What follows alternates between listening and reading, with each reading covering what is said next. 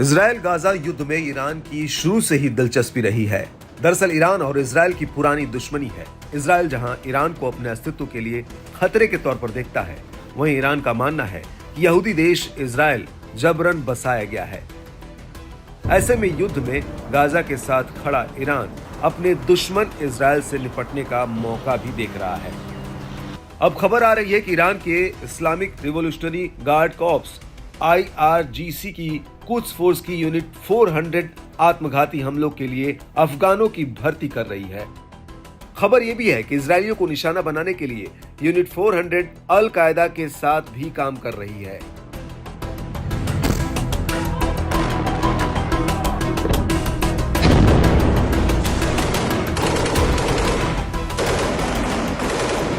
इजरायलियों को निशाना बनाने के लिए ईरान द्वारा अफगानों को इस्तेमाल किए जाने की रिपोर्ट सबसे पहले Israeli weblog Iran international channel के मुस्तफा बरमोहसेन ने रिपोर्ट दी।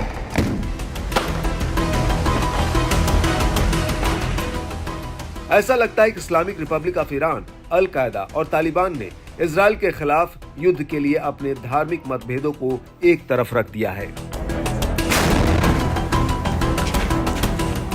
दरअसल गाजा में चल रहे युद्ध से ईरान और तालिबान के बीच साझेदारी में एक नए चरण की शुरुआत हुई है और तालिबान इस युद्ध में सीधे तौर से शामिल होना चाहता है।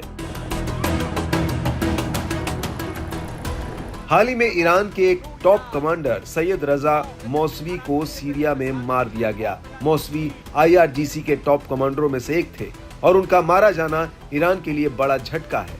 ईरान ने मौसवी की हत्या का आरोप इजराइल पर लगाया है और कहा है कि इसका बदला लिया जाएगा और अब इजराइल की उल्टी गिनती शुरू हो गई है।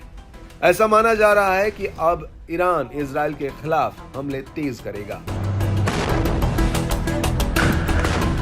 इजराइल हमास युद्ध में इजराइल की हवाई युद्ध की क्षमता भले ही मजबूत हो, लेकिन उसे Gaza, Lebanon, Syria, Yemen, Iran और इराक सहित कुल 6 ताकतों से मुकाबला करना पड़ रहा है और अब आत्मघाती हमलों के लिए अफगानों की भर्ती के साथ ईरान का आक्रामक रवैया ये बताता है कि इजराइल की राह आसान नहीं रहने वाली है।